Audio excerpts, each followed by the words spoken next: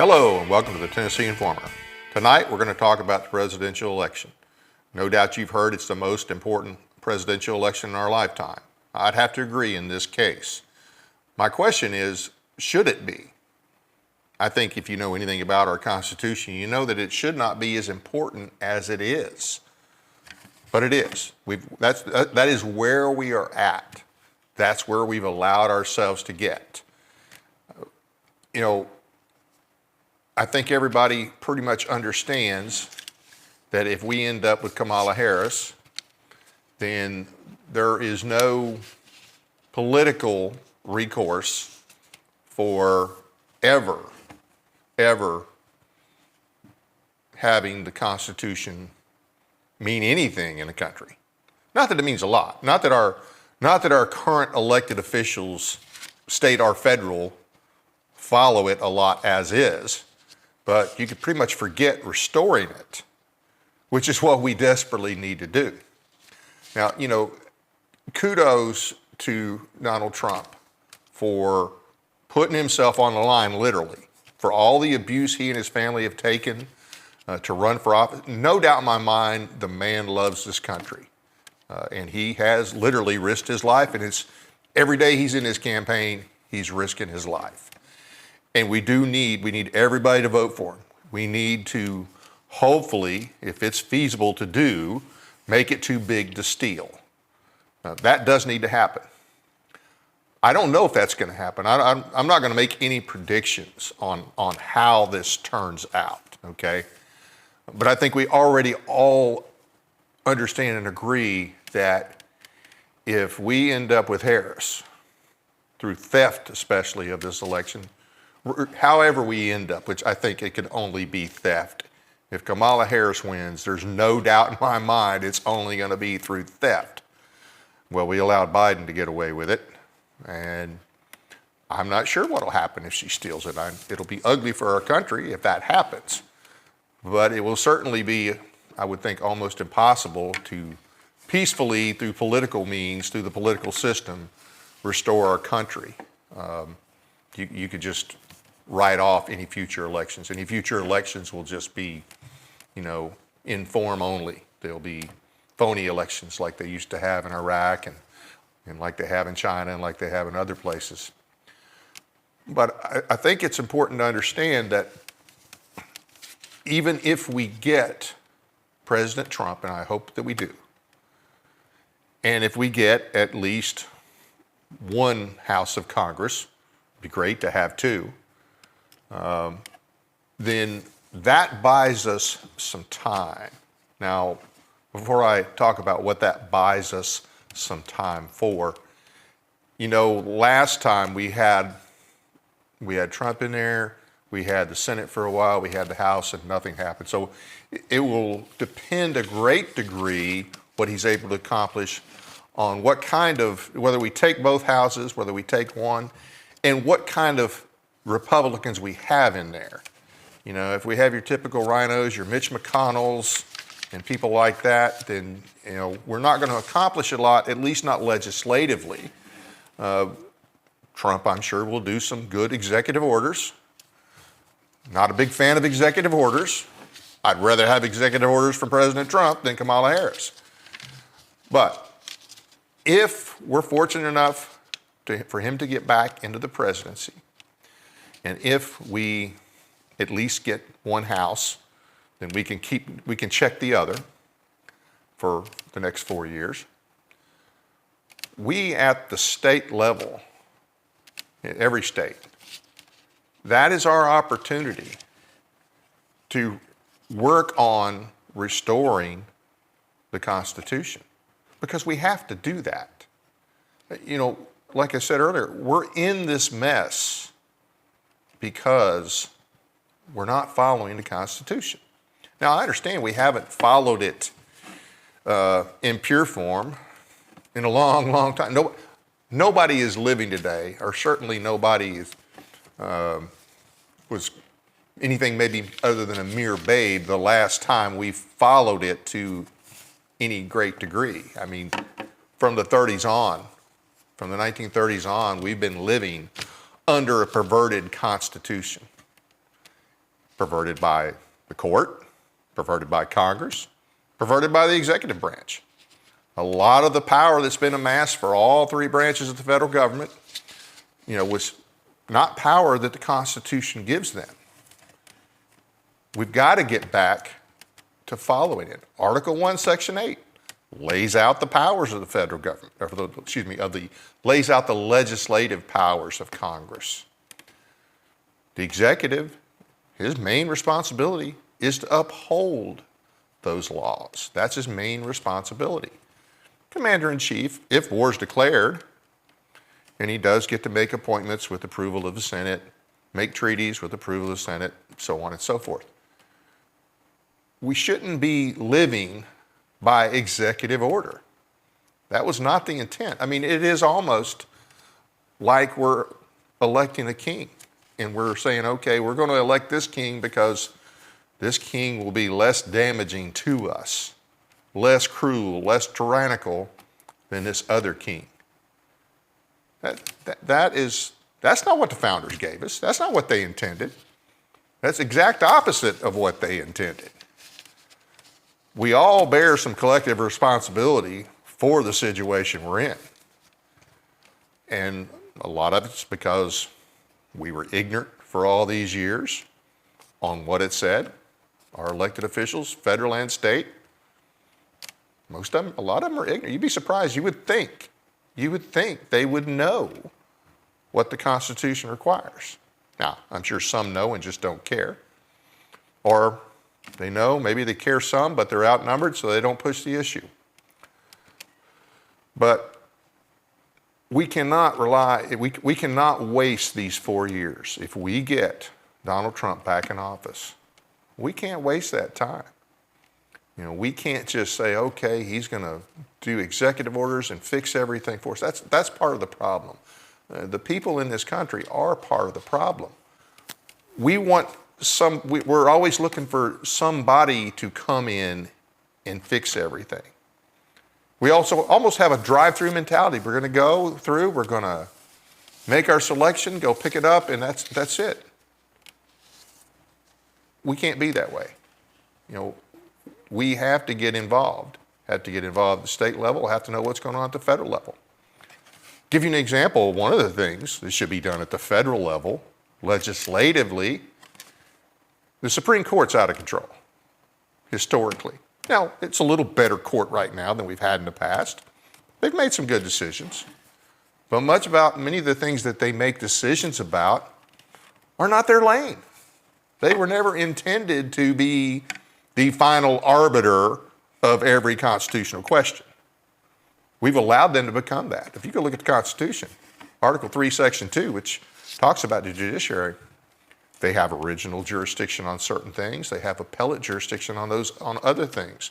Most of the things they have original jurisdiction on have to do issues between states, issues between other countries, so on and so forth. Their appellate jurisdiction, it says clearly, can be restricted by Congress. Congress could save us a lot of problems if they would restrict the appellate jurisdiction of the federal courts. Think about all of the three-letter agencies. Everybody knows they're not constitutional. They know they're not constitutional. Nobody can argue that we're remotely following the Constitution. But if we want to have a country long-term, we're going to have to follow. We're going to have to start following. We're going to have to be strict constructionists where the Constitution is concerned. The 10th Amendment has to mean something. The 9th Amendment has to mean something. You think about how divided our country is. Look at how divided we are during this election. Look how divided, we're more divided than they were during the Civil War. Hey, in the Civil War, everybody knew what a woman was, right? In the Civil War, I won't say everybody, most people believed in God, and certainly the majority of the country, vast majority of the country, North or South, believed in Christian doctrine. May not have been practicing Christians, but they believed in the Bible. Well, that's not the way it is now. With all of the people that our federal government has let in from around the world who have all these different beliefs that are not compatible with each other. I mean, look at all the Muslims that our government is allowed to come in and just, they're a danger to us. They are a threat to us. They are not here to conform. Our government brought them here. Look at all the people that our federal government has, allowed in here as so-called immigrants. They're illegal aliens. Our government is not even doing its basic responsibility of defending our borders. And it's some way, somehow, states have no say in immigration, have no say in who comes to their state. They're supposed to sit back and allow the federal government to bring people into their state. That's just insane.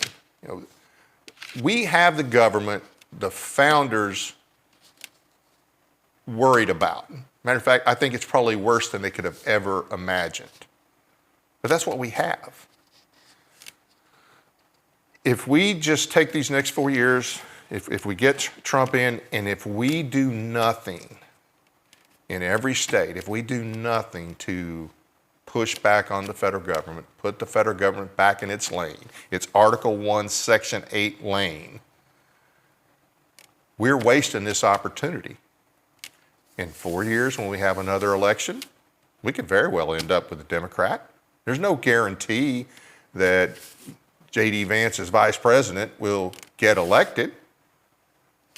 The left has marched through all the institutions in this country. They control the institutions.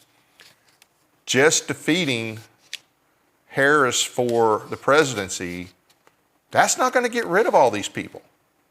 And the swamp is so deep, I sincerely doubt that Trump will be able to clean it out in just 4 years. These people are not going to leave the country. They say that all the time, that, well, if Trump gets elected, we'll leave the country. Don't count on them leaving the country.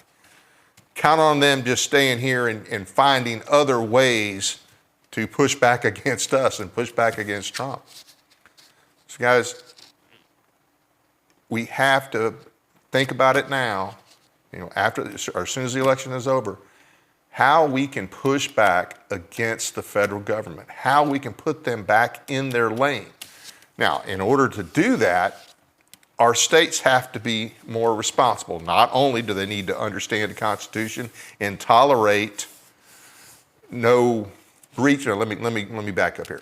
I understand that we have been addicted to federal overreach. We're addicted. We're not going to cut Social Security overnight. We're not going to get rid of Medicare overnight. We're not going to get rid of a lot of these big government programs that people are used to and are dependent on. So I understand we cannot do that overnight. But what we have to do as states is not accept any further programs and start reducing our dependency on these programs. Give you a good example here in Tennessee. Tennessee, every year we hear about how fiscally responsible we are. And yes, our debt is not as bad in Tennessee. We're very good. We have a good credit rating. Okay, we haven't gone into debt like a lot of states. That's fine. But we get 40% of our funding approximately from the federal government. We need to start cutting that now. One thing I don't remember seeing in Tennessee since I've been paying attention to politics are budget fights. Yet every year we spend more money, every year, in significant amounts. And this current governor, it went from the high 30s, I believe, mid to high 30s to, I think the last one was somewhere in the 50s. You can look up the budget online. You can't tell me that everything we spend our money on is something that we need or that's something the state is supposed to do. I know it's not supposed to give away money to Ford. I know it's not supposed to give away money to private entities like the Titans. And of course we do, as I understand it, if my information is correct, we do loans to those in East Tennessee who've lost their homes in the flood. But we give money to the Titans for their stadium, and we give money to Ford for electric vehicles, which are a crock. So we have to do better at home. We have to start cutting our dependency. if we just say, okay, we're going to reduce our dependency in Tennessee by 10% or even 5% a year, to where we're not so beholden to the federal government. So we're not worried about, oh, well, if we don't go along with this program, they're going to cut our money. Education seems to me like the first place to start. That's certainly not a federal responsibility. We could fund our own education. They looked at that at the beginning of this last legislative session, and there was a study done. I don't remember hearing a whole lot about it. If I remember hearing correctly, we could do it. You never convinced me that we couldn't do it. Might not want to do it. I don't know how many programs, and I'm sure it varies from county to county, how dependent the different counties are on federal programs. Which brings me to another issue. None of our counties, none of our county governments, none of our schools should be able to bypass the state and get money directly from the federal government. That kind of garbage has to stop as well. All that needs to be approved by the state. So we have to have a plan at the state level. But you know what? The state's not going to do this if the people don't insist on it. If they don't insist that we reduce our dependency on the federal government. Have a plan, have a long-term plan. Not talking going cold turkey, but we got to have a plan to reduce that deficiency. It's only getting worse with a lot of the international groups that our federal government is involved with. Now, hopefully, if we get Trump, maybe he will undo some of those relationships. Probably won't happen overnight. But if we're stuck with Harris, either way, we need to do this. Whether if we get stuck with Harris, we're going to need to do it even more and probably need to do it even faster. But we cannot continue down this path, have an election every 4 years that's going to make or break the country. I've heard people say, basically our Constitution's on the line. Well, that tells me we're not following it. If we were following it, like I said, still be an important election. But it would not be make or break. It would, we wouldn't have to worry about the future of our kids and grandkids based on a presidential election.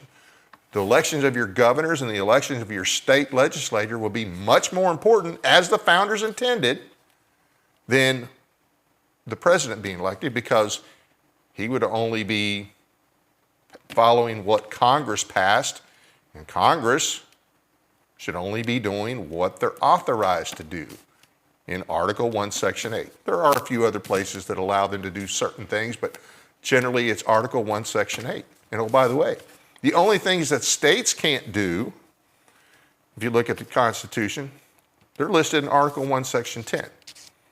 Those are things specifically that states can't do, and those correspond for the most part with what's in Article 1, Section 8. Okay, so Article 1, Section 8, legislative powers of Congress. Article 1, Section 10, things the states can't do. We have to make America states again. States have to mean something, not just there to be to just take orders from the federal government. That means we're going to have to elect better governors. Now, in Tennessee, the last two governors have been absolutely pathetic, disgusting, disgraceful. Sorry, fill in the blank, whatever you want to use to describe Bill Haslam or Bill Lee, okay? They've been bad for Tennessee all around. But the thing is, in Tennessee, our state constitution did not create a strong executive. Our legislator is supposed to be the strong body. Our legislature can, with a simple majority, override the veto of the governor. Governor doesn't have a lot of authority in the Constitution. Whatever power he has, for the most part, is power that our legislature has given him, and they can take it back. Yet we have all these legislators up there that carry all these bills for him every year, 70, 80 bills. If you look at the state constitution, he's not supposed to be a super legislator. He can make recommendations from time to time. Well, I don't consider 70, 80 bills a year a recommendation from time to time. Our legislators need to understand that they represent us. They are not there to make the governor happy. And I'm not saying they have to go up there and pick a fight with the governor. I'm not saying that they don't go up there and support anything he wants to do. But that is not their job, to exist just to make sure the governor's happy, or to make sure Cameron Sexton's happy, or that weirdo Randy McNally. That's not the job of the senators, to make sure that he's happy, or whoever the Senate Majority Leader is, whoever the Speaker of the House is. You know, one of the other problems, one of the reasons our states get away with so much is because most people don't pay any attention to state politics, to what's going on in the state. Everybody pays more attention to the federal level. They have this wrong idea in their mind that it's federal government, state government, and local. Well, federal government's supreme on the things that it's authorized to do, that the powers that were delegated in Article 1, Section 8, yeah, that's their bailiwick. But everything else is supposed to go to the states. Yet we want to, way too often, we want to go federal on everything. Well, you know, we'll take it to federal court. We'll see if we can get some money from the federal government. We'll do this loan from the federal government. We'll do this grant from the federal government. We have to start looking to our state, not only forcing them to stop wasting our money, and cut their dependence on the federal government, but they should be that's where we should be looking, is to the state. When you look past your state and you look for a federal solution, you've invited them in. It's like inviting the devil in. Once you invite him in, hey, whatever happens, you invited him in. We need to stop inviting the devil in. We need to start holding our state accountable. We need to let them know what we expect. If we don't do that, then 4 years are going to pass, and even with Trump, and Trump will do some great things, don't get me wrong. But in the big scheme of things, Trump is going to be a leaky tourniquet as far as actually restoring the country, restoring the Constitution. Now, leaky tourniquet's better than the person who wants to cut your legs off, which is Kamala. So, got to get him in here, but we cannot waste the time while he's in there. We have to start thinking about that. As soon as he wins the election, we need to start thinking about the upcoming session. We need to start looking at the budget. Let's start looking at the budget and saying, hey, you know, what garbage did our state spend money on this session? Because we need to have budget fights at the state level. It doesn't just need to automatically go up every year. We need to see where those dollars are going. What organizations are they supporting? It hasn't been that long ago. Our state gave $7.2 million or $3 million to Catholic Charities. And what is Catholic Charities' claim to fame? Well, they're the people that bring refugees into our state, even though our state opted out of that several years ago. Federal government's just dealing directly with Catholic Charities. So they bring these refugees in we have no say over because we allow the federal government to do that to us. They also help with all these illegals that come in.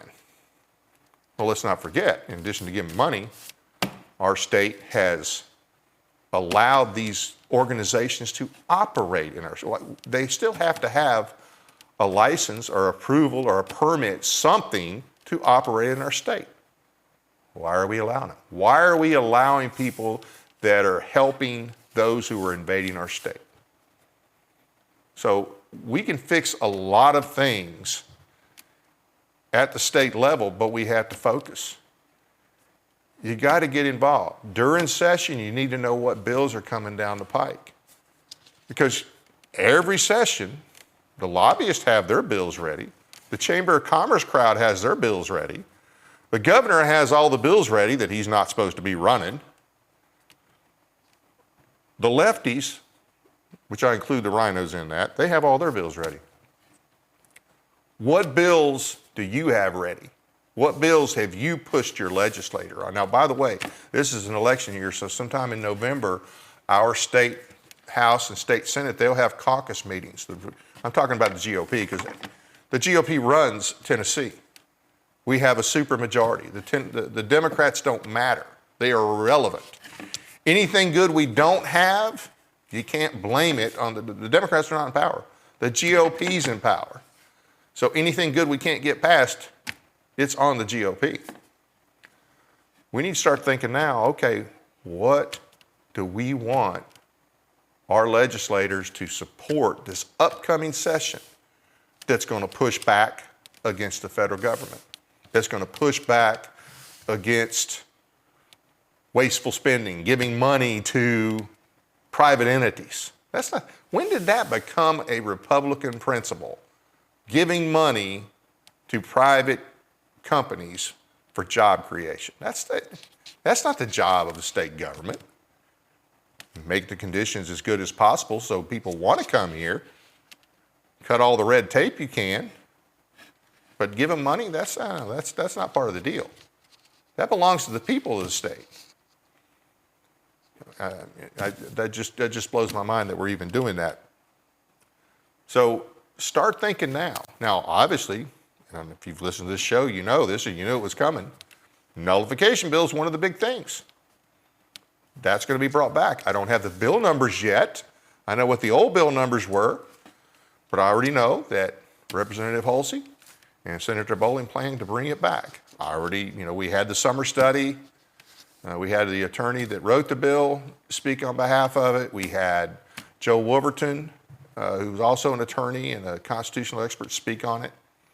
And of course, we had, a hack lawyer speak against it. That would be Mark Pulliam.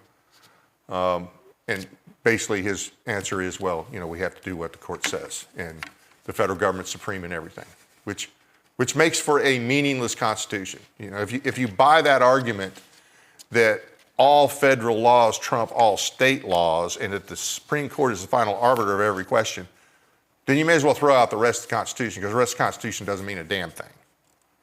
But that's what they tell us is our system. And we've been following that, unfortunately, to a great degree, especially in the last 100 years, as things have gotten worse, as they've taken more power. That's where it's gotten us, okay? We have a record of where that's gotten us. That's gotten us in the mess we're in financially.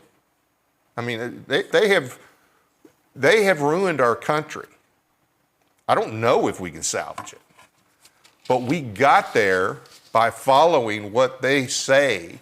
Their little 2-sentence constitution of all federal laws trump all state laws, and the federal courts are the final arbiter, especially the Supreme Court, are the final arbiter of all constitution. That's why we're in the mess we're in, is following their fabricated constitution. We've got to follow the real one, and we need to do it quick. So start thinking now. Think how you can support the nullification legislation. Let your rep know that you want him to support it. Let your senator know that you want them to support it. If you got more questions on it, you can go to tncss.weebly.com. That's tncss.weebly.com. Give you more information about that.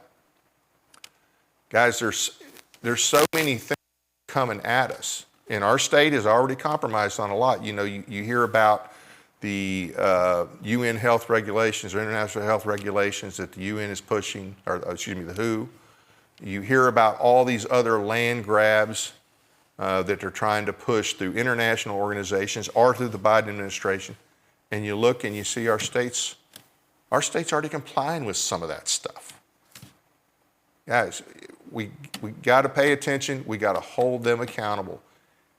I encourage you to go on the website. State website is a pretty good website. And look at some of the different things that are on there. And then contact your rep, contact your senator, and ask them, why the hell are we doing this? Why are we promoting this garbage? And if the answer is, well, the governor, well, that's the wrong answer. That's absolutely the wrong answer. I will say this too. That website is very useful during session. Now, they could do a little better job of getting the amendments posted on the committee sites a little quicker. But all in all, for the most part, you can look there, you can see the bills, you can see the amendments. You can go back and watch the hearings and see who voted how, who said what, who said nothing. Okay? there's a record right there. So I will give them kudos for that. They have a good, and we do have some good legislators up there. We got more in the House than we do the Senate. Senate's pathetic. We got 6 or 7 that are good. The rest, I'll just say SWL, and you'll have to figure that out. The L stands for legs. You'll have to figure out the rest of it.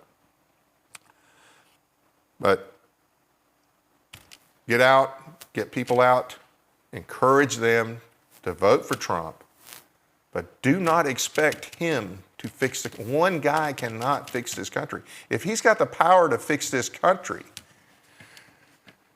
that means the presidency has the power to destroy this country. The only thing that stops that are the people in the states. So, vote for Trump. Vote for the best people you can find to put in office. None of them are perfect. Don't expect perfection.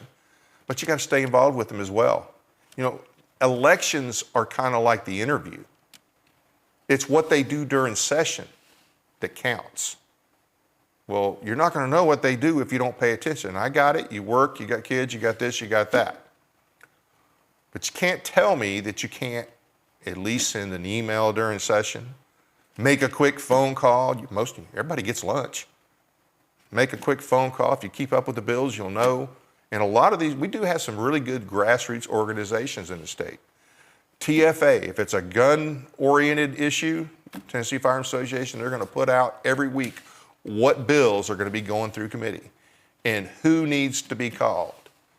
They give you good information on that. Bobby Petray does a good job with Eagle 4 on important bills that are coming up. Tennessee Stands. They do some great stuff, okay? They're keeping up with what's going on. There's other organizations out there. Nullification, TNCSS. You'll know what's going on, all right? You'll know when it's going to be in committee and who we need to work on, whether you're talking the House or the Senate. But you got to apply yourself, guys. You know, what we're seeing is not only the result of federal overreach in the state going along with it and or being bought off, however you want to look at it, bribed with our money, but it's the people not being engaged. Remember, if you've heard the story at the end of the Constitutional Convention when this lady asked Ben Franklin, "What have you given us?" A republic, if you can keep it. Okay? Didn't mean if the president can keep it, if the Congress can keep it, if the Supreme Court can keep it, or the state government. It means everybody. Politicians react to pressure because remember, they may not stand for anything else, but most of them want to stand for re-election. That's where you can put the pressure on. Okay, and you have to stay on them. You have to stay on them during session. If you're only showing up at election time and that's the only time, and you're just taking their word, what they say, all of them know how to make a good speech. They're master BSers. They know exactly what to say. You've got to watch them to know what they're doing. So I know it's hard, but it's a whole lot easier than it used to be. Think about it. When we were young, you didn't have anything. You had the newspapers. You had the 3 networks. You took whatever they told you. You didn't really have a good way to check up on it. You can find out now what's in a bill, where it's at in the queue, in the committee, who's supporting it, who's the money behind it, who's opposing it. All those things are available. And if you want to keep the country, you're going to have to get involved and do that. If not, look at how bad things already are in our country. Look at the insanity.